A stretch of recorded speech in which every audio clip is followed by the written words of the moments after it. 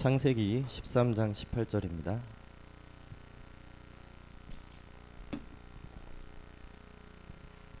창세기 13장 18절을 보겠습니다.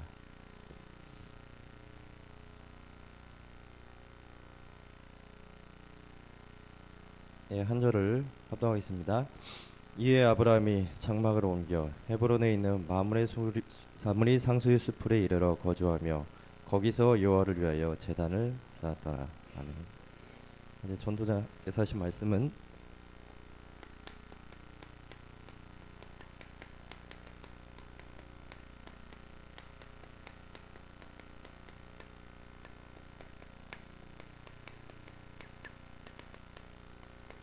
플랫폼을 만들라는 말씀이었습니다. 저희는 플랫폼을 이미 만들었습니다. 저희는 교만하게 들릴 수 있지만 경남의 플랫폼의 선두주자입니다. 여기는 그 자리입니다. 그리고 저희가 플랫폼에 모여서 할 것이 있습니다. 이겁니다. 여기서 제단을 쌓는 겁니다. 그 제단은 나의 현실 문제를 해결하는 제단이 아니라 237을 향한 하나님의 소원과 하나님의 눈물을 닦는 그 제단을 말합니다. 237 5천 종족을 향한 그 민족 문제, 시대 문제, 각 국가, 대륙별의 인종 간의 모든 문제를 해결하는 그 기도를 말합니다. 그래서 저희가 서론에 보시게 되면 이미 저희 교회에 플랫폼이 있습니다. 예, 너무나 잘 아시는 저희 칠학교, 그리고 지교회, 30지교회죠. 그 다음에 4차 기도회가 있습니다.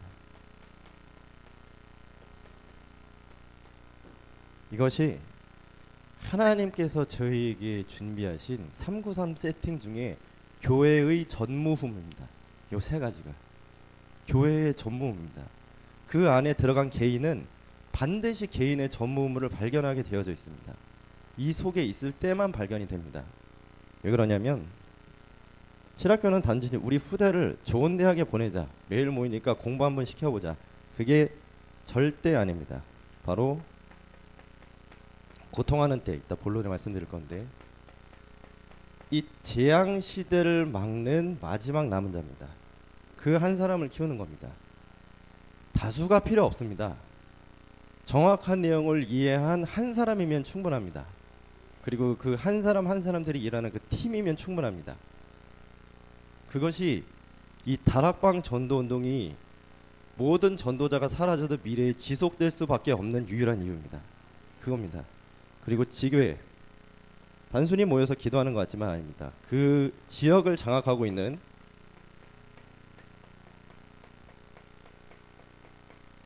이거를 깨 부수는 거거든요. 흑암을 깨 부수는 겁니다. 두세 사람이 모여 기도하는 곳에 나도 그들 가운데 함께 있느니라. 그 말은 그 지역을 장악하고 있는 모든 흑암의 세력이 두세 사람이 모이는 그 시간에 완전히 결박되는 겁니다. 실제로 그런 일이 일어납니다. 자살을 결단한 사람이 자살을 안 하게 되고요. 마약을 하던 사람이 교회로 찾아오게 되고요. 진정으로 내가 몰랐던 많은 단순히 개인 구원을 넘어서 예전에 목사님께서 사회 구원이라는 말 쓰셨는데, 저희가 모여서 기도할 때, 또한 모여서 전도할 때 저희가 전혀 모르는 그 지역에 나와 관계없는, 연고도 없는 흑암 세력에 결박되게 됩니다. 실제로 그렇다니까요. 실제로 그래요. 제가 막 영적 문제 시달릴 때, 대학생 때, 야, 이러다가는 내가 교회도 안 가겠다, 너무 힘드니까. 그래서 제가 마지막으로 저희 집이 면목동이었고요, 서울에. 그럼 면목 지하철역이 있어요. 나가면 이제 공원 있거든요. 그래서 내가 오늘부터, 그러니까 물론 제가 미션을 받았죠, 교육자로, 부교육자로. 그래서 여기서 한 사람만 전도를 하고 가겠다, 이렇게 한 실천상 한번 정했던 적이 있었어요. 근데 이게 갔는데, 이게 남녀란 개교, 여호와의 증인, 그리고 대순진리 팍 전도하고 있더라. 그래서 다른 팀이 많은 거예요, 저 말고. 다른 팀이 많아서. 그래서 제가 성격이 부끄럽잖아요. 그래서 이제 이거 한번 읽어보세요. 이거 한번 읽어보세요. 그런데 그러다가 이제 제가 너무 불쌍해 보였는지 그 대순진리 팀들이 저한테 왔어요. 그래서 혹시 이게 있냐고 해서 이거. 아 근데 제가 너무 시달리니까 밀리더라고요. 제가 용건에 그때 막 힘들었을 때거든요. 그래갖고 저를 비웃고 가더라고요. 그래갖고 아 하나님 난 뭐 랩런트라면서 뭐 맨날 이렇습니까? 라면서 막 땅을 치고 막 이게 뭡니까 막 불평. 근데 한 6개월, 8개월 쭉 했는데 진짜 신기한 게요. 없어져요. 그 팀들이 안 온다니까요. 안 와요. 여호와의 전 친구들이 안 내가 기도하고 있는 그때요. 그 힘을 못 쓰게 됩니다. 다른 그렇게 위대하고 어마어마하게 보는 다른 종류 그 팀들이. 그리고 이 4차 기도회 나의 개인의 소원과 나 중심에 입각한 나의 욕망을 이루는 기도회가 아닙니다. 여기에 난다고 개인 문제 해결되나요? 안 됩니다. 때하시기는 아버지께서 자기의 권한에 두시는 너희가 알 바 아니라고 했습니다. 그것은 너희가 알 바 아니라고 했습니다. 그럼 현실 문제 해결 안 되면 뭐죠?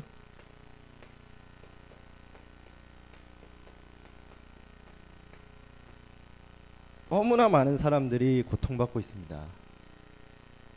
선교 천국의 통계에 따르면 1분인가요? 1분에 10명씩 굶어 죽습니다. 실제로 선교 현장은. 예, 물이 없어서 질병에 들고요.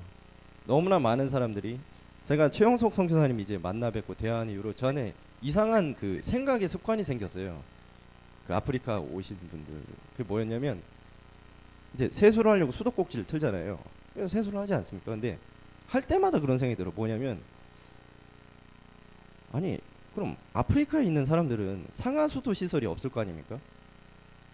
그럼 이 사람들 세수를 어떻게 하지? 내가 만약에 그 사람들하고 같이 섞여 산다면 어떻게 살지? 너무 끔찍한 거예요. 그리고 현지의 상이 너무 아찔한 거예요. 아프리카 57개국의 대부분의 나라가 그렇거든요. 깨끗한 물이 없어서 죽는단 말이에요. 그러니까 저희는 뭐 편의점 가면 삼다수 살 수 있고 수도꼭지 바로 틀면은 근데 저희가 그 깨끗한 물이 수도 과정을 거쳐서 정화가 돼서 저희가 오기까지는 수많은 과학적인 시설들이 있지 않습니까? 그리고 뭐 황민규 장님 너무 잘 아실 테지만 지하에 어마어마하게 상수도 관을 통해서 오는 거잖아요. 그게 나라의 어떤 어마어마한 경제적인 시스템이 뒷받침돼서 오는 거 아닙니까? 없어요. 이렇게 깨끗한 물을 마음껏 쓸 수 있는 나라 정말로 우리나라 축복 237 5천 종족을 향한 일부분입니다. 하나님의 소원이 해결되는 그 기도회를 말합니다. 이 세 가지의 특징은 공통점은 이것은 함께 집중입니다. 이것은 함께 집중입니다. 내가 교회 플랫폼에 여기에 집중하게 되면 이게 가능해집니다. 뭐죠? 다윗의 저녁 시간입니다. 사울왕이 하루 종일 쫓겨다녔다가 다윗이 시편 17편 3절에 보니까 주께서 내 마음을 시험하셨다고 했습니다. 그리고 그 앞에 1, 2절에 보니까 내가 하나님 앞에 부르짖는다고 했습니다. 의의 소리를 들어달라고 간절히 기도합니다. 왜죠? 죽음 직전이니까요. 여기 뭐죠? 여기 진영 아래에 불 다 꺼지면 아무것도 안 보이잖아요. 가로등도 없으니까. 다윗 왕이 그런 산골에서 잤을 거 아닙니까? 죽음의 이영에서 창칼이 난무하는 그 현장에서 그때 주께서 내 마음을 시험하시고 나를 감찰하셨으나 흠을 찾지 못하였사오니 내가 주께 바라리이다. 놀라운 일이죠. 이 저녁 시간 그리고 아침에 일어나게 됩니다. 이 아침 시간이 굉장히 중요합니다. 그래서 저도 이 메시지 준비하느라고 오늘 4시 일어나서 아무튼 참 저녁과 아침 그리고 제가 그 지난주에 최초로 있었던 일인데요. 제 인생 속에 와 제가 새벽기도 메시지를 일주일 내내 해본 적 처음입니다. 태어나서 처음입니다. 예, 좀 쓸데없는 소리 좀 많이 한 것 같은데 아무튼 태어나서 처음입니다. 저녁 아침 그리고 낮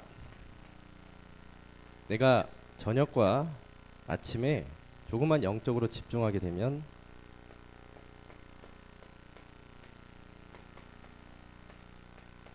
요것이 다시 봤던 영적 세계입니다. 그래서 힘들지 않았다고 생각합니다. 누군가 나를 조금만 괴롭혀도 너무 힘든데 죽이려고 쫓아온다는 건 진짜. 근데 주의 천군 천사가 파송되는 것과 하나님의 천사가 하나님을 찬양하는 것과, 그래서 다윗이 많은 찬송시를 또한 지었잖아요. 저녁, 아침, 낮, 이 개인 플랫폼, 그러면 반드시 이제 흐름이 바뀝니다. 너무 잘 아는 이 3,6,11에서 말씀, 기도, 전도. 그래서 제가 어제 제가 하루 종일 고민하기로 유광수 목사님 말씀하신 플랫폼이 진짜로 뭘까 저희에게 주시고자 하시는. 그래서 저 나름대로 정의를 내리기를, 나의 온전한 생각과 마음이 말씀과 기도의 전도의 흐름 속에 들어가게 되면은 여러 가지 일이 벌어지는데, 그 안에서 파생되는 모임과 모든 시간과 그 모든 일을 합쳐서 이렇게 플랫폼이라고 하는 것이 아닐까라고 제 나름대로 정리를 해봤습니다. 그래서 중요한 것은 이 말씀의 흐름, 특별히 이제 강단의 흐름 속에 오늘도 들어가는 시간 되었으면 좋겠습니다. 네, 그래서 본론은 여기다 적어야 되겠네요. 예, 어제는 렘넌트 데이였고 11월 학원 학복이라 적있습니다. 보고마입니다.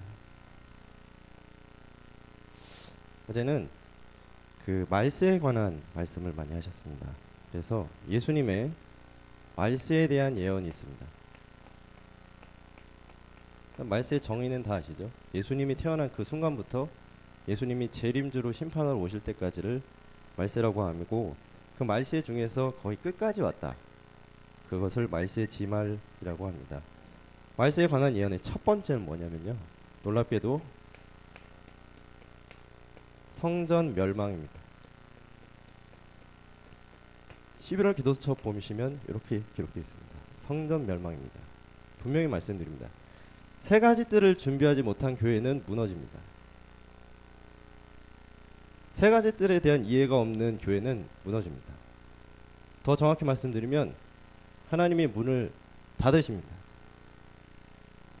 성전 멸망, 237의 뜰, 치유의 뜰, 후대의 뜰 없기 때문에 예수님께서 성전에서 크게 분노하시며 채찍질 하셨습니다. 성전 그 장사치 하는 돈통을 다 둘러 엎으시고, 전 영화로도 봤거든요.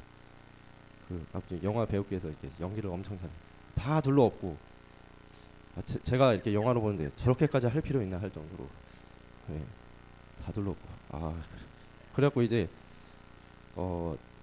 그래서 예수님을 이제 막 이렇게 나중에 이제 끌고 가자는 십자가 처형으로, 그래서 그 이제 복수하려고 그런 생각했는데, 성전 멸망. 코로나 때문에 많은 교회는 줄었고, 저희 대한민국에서 가장 보수 교단인 고신에서 지난해 총회에 목회자 이중직에 대한 부분을 헌법으로 통과시켰습니다. 가서 일해도 돼요. 더 이상 시비 걸지 않을게. 왜? 너무 어려우니까요. 너무 어려우니까요. 예, 너무 어려우니까요.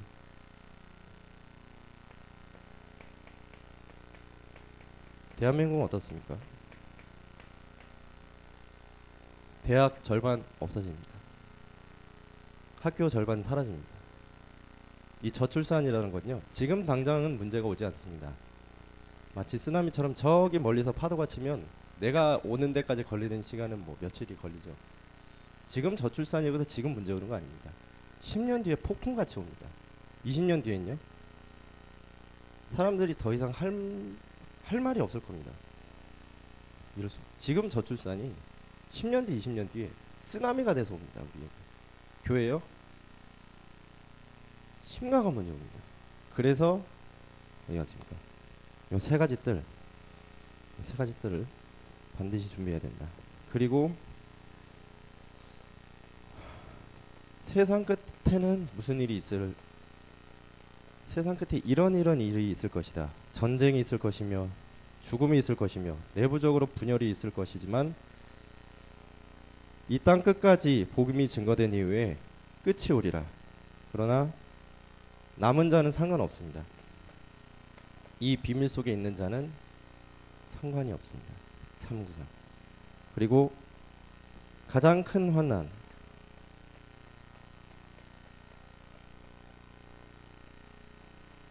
지금 저희가 류광수 목사님이라는 지도자를 따라오고 있잖아요.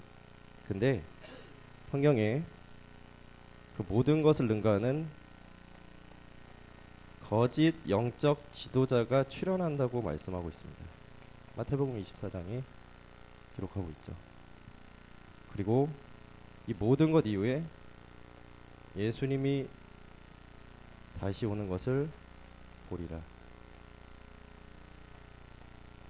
달이 흔들리고 별이 별빛을 내지 않고 태양이 무너지고 구름을 타고 오시는데 천사가 나팔 소리 가운데 모든 사람이 슬피 울며 어떤 사람은 기뻐하고 그날에 심판의 날이 올 것이다. 그래서 여기에 대한 하고 두 번째 마지막 시대에 대한 비유가 있습니다. 구원을 미루는 사람들이 있습니다. 그것이 열처녀 비유입니다. 그러나 때와 시기는 강도같이 이르기 때문에 구원은 지금 받아야 됩니다. 그리고 이 달란트, 똑같이 복음을 가지고 있는데 어떤 사람은 생명운동을, 어떤 사람은 그냥 잠잠함을 택합니다. 어떻습니까? 천국에 가서 어떻겠습니까? 슬피 울며 이를 간다는 말은 무슨 말입니까? 후회하게 되는 거죠. 그리고 마지막 때 양과 염소, 특히 해외에 있는 경우 같은 경우에는 이제 갈 데가 없으니까 교회를 가는 경우가 있게 되는데, 미래의 많은 교회들 속에 이런 불신자와 신자가 섞이게 되는 이런 현상이 많이 있을 것이다. 예.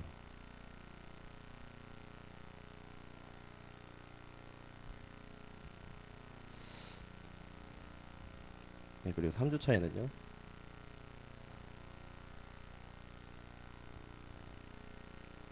예수님의 마지막 주간입니다.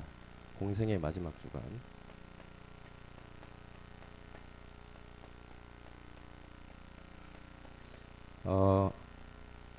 예수님이 인간이 당할 수 있는 모든 고통을 당하시고 십자가에서 죽으십니다.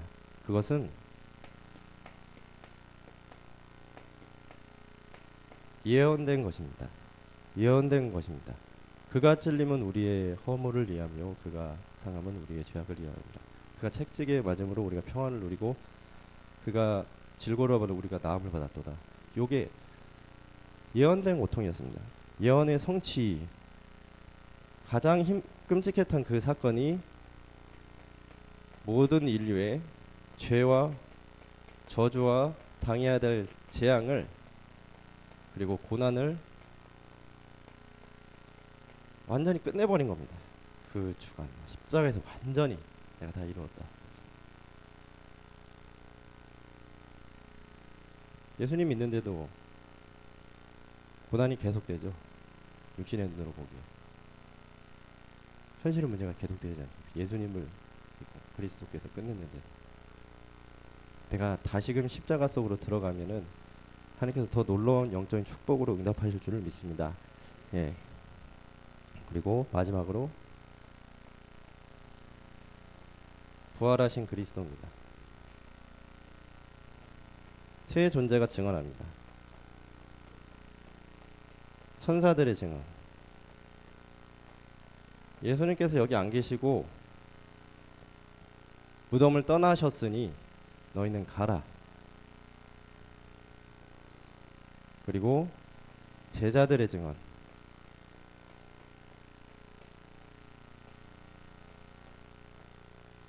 내가 그를 직접 보지 않고 내가 그를 믿지 않겠노라. 내 손에 난 못자국을 보며 내 허리에 난 칼자국을 보고 나를 믿으라. 예수님의 제자 도마의 증언이죠. 그리고 마지막으로 그 당시에 거짓 선지자들이었던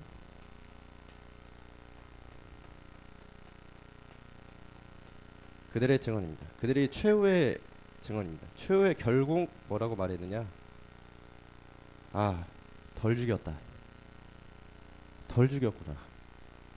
이 사람이 깨어났구나. 우리가 좀 제대로 이렇게 했었어야 되는데.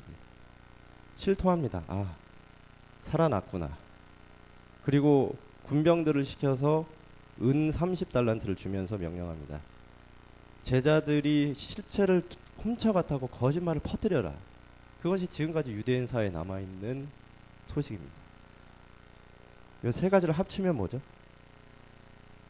틀림없는 사실입니다. 틀림없는 사실입니다. 역사적 사실 중에서 가장 정확하고 증명되고 의학적으로, 역사적으로, 성경적으로, 신학적으로 가장 명백하고 정확한 사실입니다. 예수님이 부활하신 예수님이 그리고 지금 우리 함께 하신 그겁니다. 그래서 결론은요.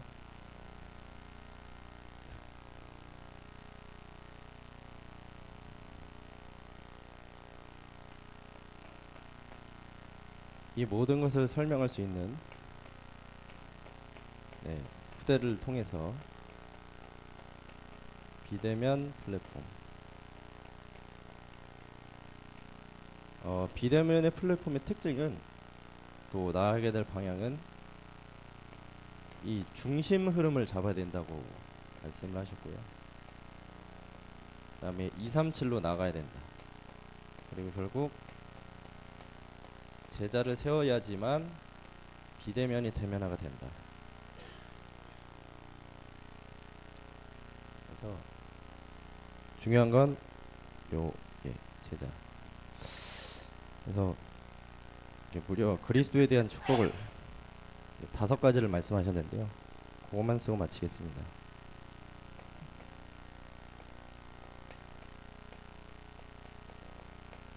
그리스도는 창세전, 영원 전에 계셨습니다.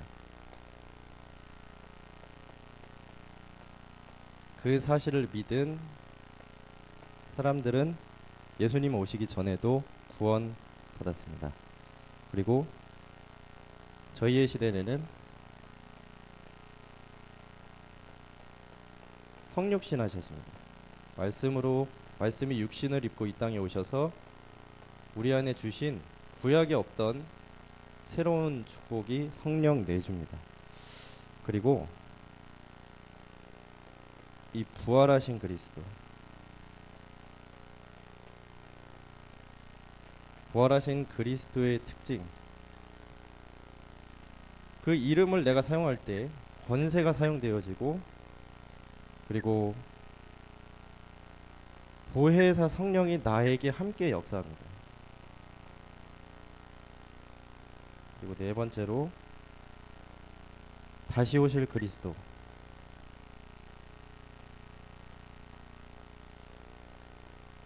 또한 심판하시며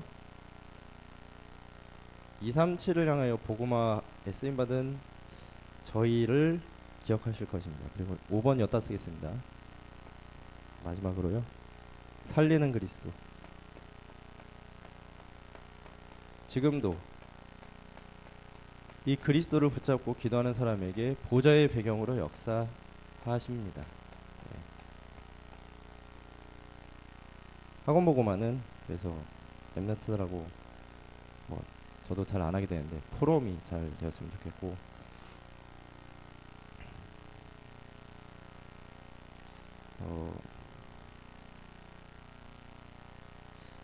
포럼이라고 했을 때 이제 어떻게 질문을 해야 되는지 저도 고민이 많지만, 랩런트들이 말세, 미래, 가까운 미래에 일어날 일들에 대해서 이해하고 또한 소통이 잘 되었으면 좋겠습니다. 기도하겠습니다. 하나님 아버지, 감사합니다. 플랫폼을 만들어라. 우리에게 플랫폼을 주신 하나님께 감사를 드립니다. 이 자리에서 아브라함이 달을 쌓았던 것처럼 기도하게 하시고, 후대들이 이 속에서 일어나 미래에 다가올 모든 재앙 시대를 막는 이 시간 되게 하여 주옵소서. 이들의 영적 싸움에서 일어나게 하시고, 이를 위하여 수고하시는 모든 중직자분들과 담임 목사님에게 성령으로 충만하게 역사옵소서. 오늘 하루 종일 그리스도 안에서 최고의 은혜 받게 하여 주옵소서. 예수 그리스도 이름으로 기도합니다. 아멘.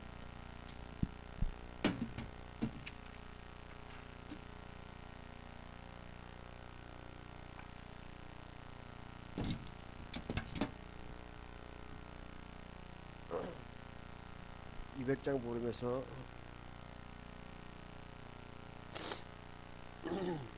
200장 하겠습니다. 200장 부르면서